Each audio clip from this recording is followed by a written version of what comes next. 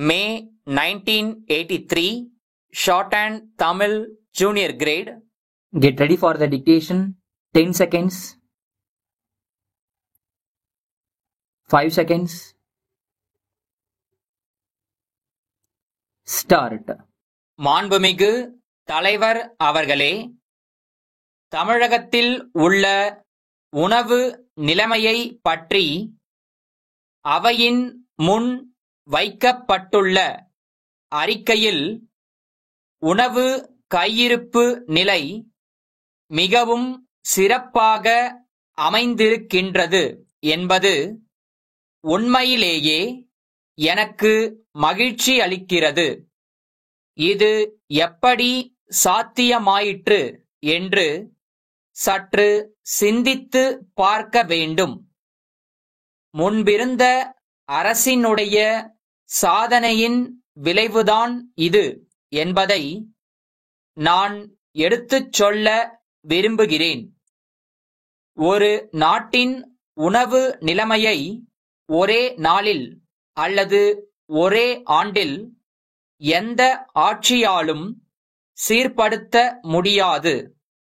நிலையான உற்பத்தியை பெருக்குகிற ஒரு நல்ல திட்டத்தை முன்பிருந்த ஆட்சி கடைபிடித்ததன் விளைவுதான் இந்த ஆண்டு உணவு நிலைமை மிக திருப்திகரமாக இருக்கிறது என்பதை நான் இந்த சமயத்தில் சுட்டிக்காட்ட ஆசைப்படுகிறேன்.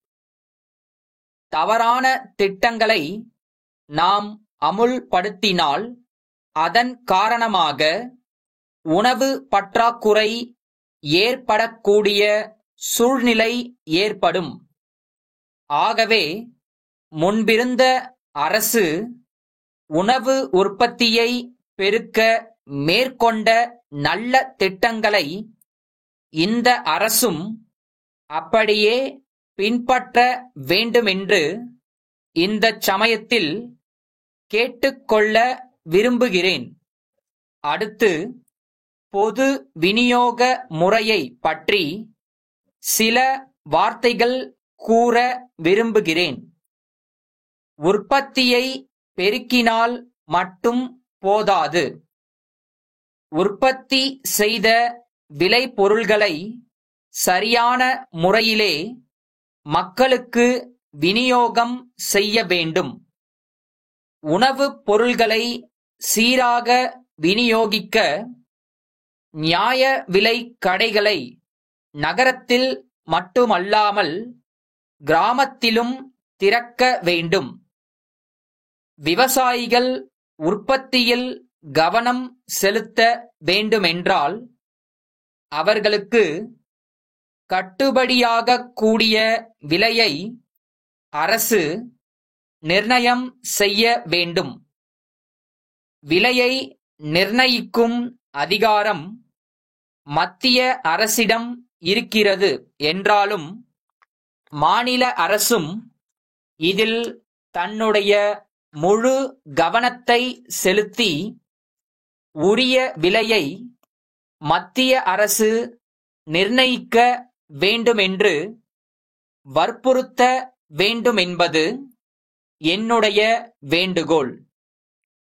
இதை நன்குணர்ந்த முந்தைய அரசு விவசாயிகளுக்கு கட்டுப்படியாகக் கூடிய விலையை நிர்ணயம் செய்ய வேண்டுமென்று மத்திய அரசிடம் வாதாடி வந்தது.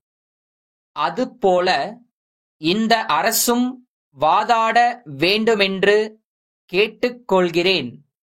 இந்த ஆண்டும் அப்படி செய்தால்தான் அடுத்த ஆண்டில் உணவு நிலைமை மிக திருப்திகரமாக இருக்கும்.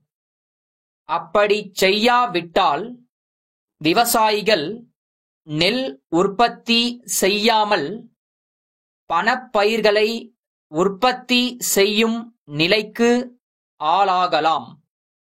அத்தகைய சூழ்நிலை ஏற்படுவதனை அரசு முன்கூட்டியே தடுக்க வேண்டும். மதுரை கீழமாசி வீதியில் உள்ள அருள் சகோதரர்கள், சென்னையில் உள்ள காமதேனு பல்பொருள் அங்காடி செயலருக்கு எழுதிய கடிதம். அன்புடையீர், தாங்கள் சென்ற வாரம் எழுதிய கடிதம் கிடைக்கப் பெற்றோம். எங்கள் தயாரிப்பு பொருள்களை விற்பனை செய்வதில் தாங்கள் காட்டும் ஆர்வம் எங்களுக்கு உற்சாகமளிக்கிறது.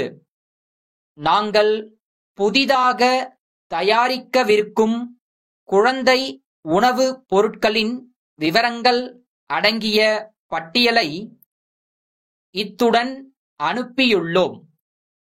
எங்கள் புதிய தயாரிப்புகளுக்கான மூலப்பொருள்கள் கிடைப்பதில் தற்போது ஏற்பட்டுள்ள சிரமங்களை தாங்கள் அறிவீர்கள். ஆகவே அவற்றின் விற்பனை விலையை குறிப்பதிலும் விற்பனையாளருக்கு உரிய கழிவு விகிதம் எவ்வளவு என்பதை தீர்மானிப்பதிலும் கொஞ்சம் தாமதம் ஏற்பட்டுள்ளது. விரைவில் நல்ல முடிவு காணப்படும். இது குறித்து 2 மாதங்களில் தங்களுக்கு விளக்கமாக கடிதம் எழுதுகிறோம். தங்களுடைய ஆதரவை என்றும் நாடும். தங்கள் உண்மையுள்ள